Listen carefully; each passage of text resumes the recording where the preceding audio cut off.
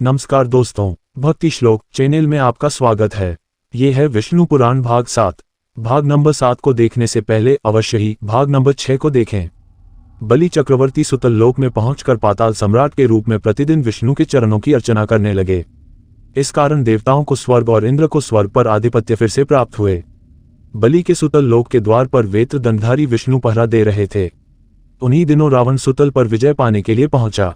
वह इस विचार से सुतल लोक में प्रवेश करने लगा कि आखिर ये बौना मेरा क्या बिगाड़ सकता है। तब विष्णु ने विशाल रूप धरकर अपने पैर के नाखून से रावण को रोका। रावण लंका में जा गिरा और बेहोश हो गया। इसके बाद उसने कभी पाताल की ओर आंख उठाकर देखने की हिम्मत नहीं की। बलि चक्रवर्ती का यह नियम था कि वह जिस प्रदेश पर शासन करते थे उसका निरीक्षण अदृश्य रूप में वर्ष में एक बार कम से कम अवश्य करते थे। इसी विचार से पृथ्वी पर अपने सुसंपन्नता एवं शांतिपूर्ण शासन तथा वहां की शस्य श्यामल फसलों का वे निरीक्षण करने आए। वे शस्यों को पुष्टि और जीवनी शक्ति प्रदान करते, कृमि कीटों से उनकी रक्षा करते। उनके स्वागत के रूप में दीपावली पर्व मनाया जाता। दूसरे दिन बलि प्रथमा के रूप में उनकी पूजा की जाती। वामन के त्रिविक्रम आकाश विजय के चिन्ह के रूप में आकाशदीप सजाया जाता।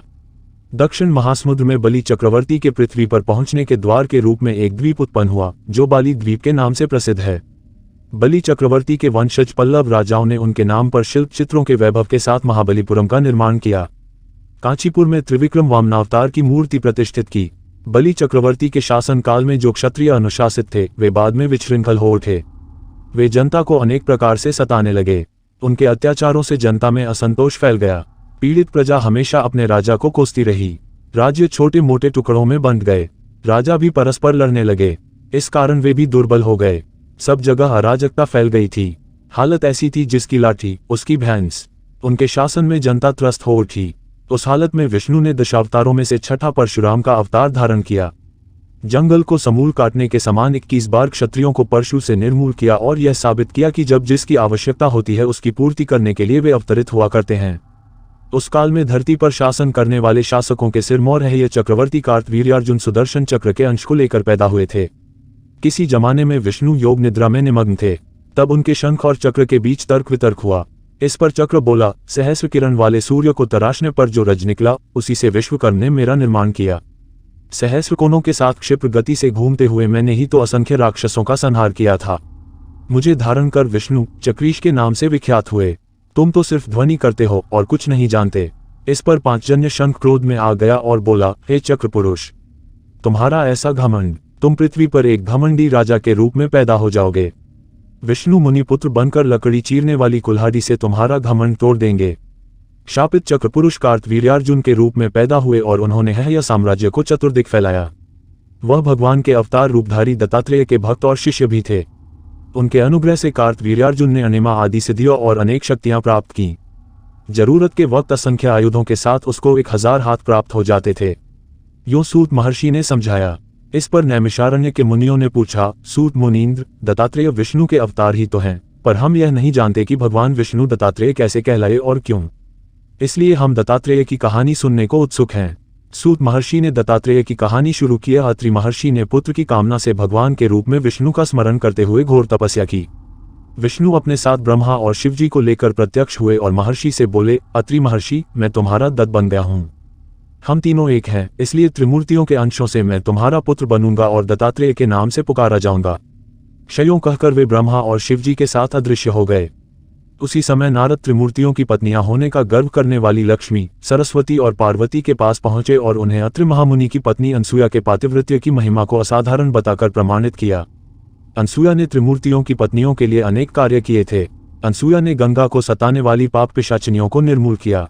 नारद से प्राप्त लोहे के चने को पका कर दे दिया। सूर्यादय को रोकने वाली सुमति को मनाकर सूर्यादय के होने से मरने वाले उसके पति को अनसुया ने पुनः जिलाया। इस पर त्रिदेवियों के मन में अनसुया के प्रति ईर्ष्या पैदा हो गई। उन देवियों ने अनसुया के पातिव्रत्य को बिगाड़ने के लिए अपने पतियों को उसके पास भेजा। ब्रह्मा, विष्णु और महेश्वर यतियों के वेश धरकर अत्रि के आश्रम में पहुंचे और भवती भिक्षा देहिशे कहते द्वार पर खड़े हो गए। उस समय तक अत्रि महामुनि अपनी तपस्या समाप्त कर आश्रम को लौटे न थे। वे अतिथि सत्कार की जिम्मेदारी अनसुया पर छोड़ गए थे। अनसुया ने त्रिमूर्तियों का उचित रूप से स्वागत करके उन्हें खाने के लिए निमंत्रित किया। उस समय कपट यति एक स्वर में बोले, हे साध्वी, हमारा एक नियम है, तुम नग्न होकर परोसोगी तभी जाकर हम भोजन करेंगे, अनसुया ने ओह ऐसी बात है ये कहते हुए उन पर जल छिड़क दिया। इस पर तीनों अतिथि 3 प्यारे शिशुओं के रूप में बदल गए। अनसुया के हृदय में वात्सल्य भाव उमड़ पड़ा। शिशुओं को दूध भात खिलाया। त्रिमूर्ति शिशु रूप में अनसुया की गोद में सो गए। अनसुया तीनों को झूले में सुलाकर बोली, तीनों लोकों पर शासन करने वाले त्रिमूर्ति मेरे शिशु बन गए, मेरे भाग्य को क्या कहा जाए। ब्रह्मांड ही इनका झूला है। 4 वेद उस झूले के पलड़े की जंजीरें हैं। ओंकार प्रणवनाद ही इनके लिए लोरी है। क्षयों वह मधुर कंठ से लोरी गाने लगी। उसी समय कहीं से एक सफेद बैल आश्रम में पहुंचा। द्वार के सम्मुख खड़े हो सर हिलाते हुए उसने पायलों की ध्वनि की। एक विशाल गरुड़ पंख फड़फड़ाते हुए आश्रम पर फुर से उड़ने लगा। एक राजहंस विकसित कमल को चोंच में लिए उड़ते आकर द्वार पर उतर गया। अत्यंत प्यारे लगने वाले रंग बिरंगे पिल्ले पूंछ हिलाते हुए घर में घुस पड़े। उनके साथ एक नाग फन फैलाकर आ पहुंचा। उसी समय महती वीणा पर नीलांबरी राग का आलाप करते नारद और उनके पीछे लक्ष्मी, सरस्वती और पार्वती आ पहुंचे। नारद अनसुया से बोले, माता जी, अपने पतियों से संबंधित प्राणियों को आपके द्वार पर पाकर ये तीनों देवियां यहाँ पर आ गई हैं। ये अपने पतियों के वियोग के दुख से तड़प रही हैं। इनके पतियों को कृपया इन्हें सौंप दीजिए। अनसुया ने विनयपूर्वक तीनों देवियों को प्रणाम करके कहा, माताओं, उन झूलों में सोने वाले शिशु अगर आपके पति हैं तो इनको आप ले जा सकती हैं। तीनों देवियों ने चकित होकर देखा। एक समान लगने वाले तीनों शिशु गाढ़ी निद्रा में सो रहे थे। इस पर लक्ष्मी, सरस्वती और पार्वती संकोच करने लगी। तब नारद ने उनसे पूछा, आप क्या अपने पति को पहचान नहीं सकती? आप लजाइए नहीं, जल्दी गोद में उठा लीजिए। देवियों ने जल्दी में एक एक शिशु को उठा लिया। वे शिशु एक साथ त्रिमूर्तियों के रूप में खड़े हो गए। तब उन्हें मालूम हुआ कि सरस्वती ने शिवजी को, लक्ष्मी ने ब्रह्मा को और पार्वती ने विष्णु को उठा लिया है। तीनों देवियां शर्मिंदा होकर दूर जा खड़ी हो गईं। इस पर ब्रह्मा, विष्णु और महेश्वर इस तरह सटकर खड़े हो गए मानो तीनों एक ही मूर्ति के रूप में मिल गए हों। उसी समय अत्रि महर्षि अपने घर लौट आए। अपने घर त्रिमूर्तियों को पाकर हाथ जोड़ने लगे। तभी ब्रह्मा, विष्णु और महेश्वर ने एक होकर दत्तात्रेय रूप धारण किया। मध्य भाग में विष्णु तथा एक और ब्रह्मा और दूसरी तरफ शिव के मुखों के साथ हाथों में शंख, चक्र, गदा, पद्म, त्रिशूल व कमंडलू तथा कंधे पर लटकने वाले भिक्षा पात्र सहित त्रिमूर्ति के रूप में विष्णु दत्तात्रेय का अवतार लेकर अत्रि और अनसुया के पुत्र बने। कार्तवीर्यार्जुन दत्तात्रेय की पूजा करके महान शक्तिशाली बनकर विशाल सेना को लेकर विजय यात्रा पर चल पड़े। जमदग्नि महर्षि के पुत्रों में राम आखिरी व्यक्ति थे। सदा कुल्हाड़ी लिए हुए आश्रम व जनपदों का निर्माण करने तथा जमीन को खेती के लायक उपजाऊ बनाने लिए जंगलों को काटना ही उनका प्रमुख कार्य था। हिमालय में तपस्या करके उन्होंने शिवजी को प्रसन्न किया। शिवजी ने उनको बड़ा ही प्रभावकारी परशु प्रदान किया। उस परशु को धारण कर वे परशुराम कहलाए। भृगुवंशज होने के कारण वे भार्गवरम नाम से भी विख्यात हुए।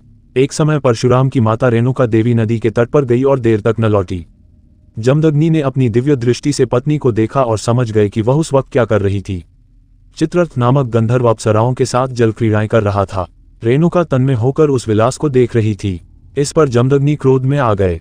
अपनी पत्नी के लौटने पर जमदग्नि ने पुत्रों को बुलाकर माता का सर काटने का आदेश दिया। परशुराम के भाई यह जघन्य कार्य करने को तैयार न हुए। जंगल से लौटकर आए हुए परशुराम को देख जमदग्नि ने उनको आदेश दिया कि वह अपनी माता और भाइयों के सर काट डाले। परशुराम ने इसका प्रतिरोध किए बिना अपने भाइयों तथा माता के सर काट डाले। जमदग्नि ने प्रसन्न होकर पूछा, बेटा तुम कौन सा वर चाहते हो, मांग लो। भाइयों तथा माताजी को जिलाइए। परशुराम ने जमदग्नि से वर मांगा। जमदग्नि ने उनको पुनर्जीवित कर दिया। अपनी तपो महिमा के प्रति परशुराम के विश्वास तथा उसकी सूक्ष्म बुद्धि पर जमदग्नि प्रसन्न हुए और आशीर्वाद दिया, परशुराम तुम कारण जन्मधारी हो, सदा चिरंजीवी बने रहोगे। कार्तवीर्यार्जुन अपनी विजय यात्रा समाप्त कर अपनी राजधानी महिष्मती नगर को लौट रहा था। उसी मार्ग पर जमदग्नि का आश्रम था। उस समय राजा व सैनिक बहुत ही भूखे थे। जमदग्नि ने कामधेनु अंशवाली अपनी होमधेनु की वजह से उन सबको भारी भोज दिया। वह गाय जो चीज चाहे असंख्य लोगों को भी देने की क्षमता रखती थी। कार्तवीर्य ने सोचा कि ऐसी गाय उसके पास रहे तो सैनिकों के लिए आहार की समस्या हल हो सकती है।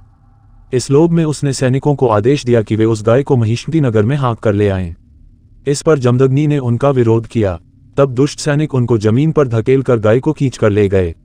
विष्णु पुराण भाग नंबर 7 यहाँ पर समाप्त होता है। भारतीय पौराणिक इतिहास के कुछ अनसुने तथ्य एवं रोचक जानकारी जानने के लिए अंत तक बने रहें और नेक्स्ट भाग देखने के लिए सब्सक्राइब करें हमारे चैनल को। धन्यवाद।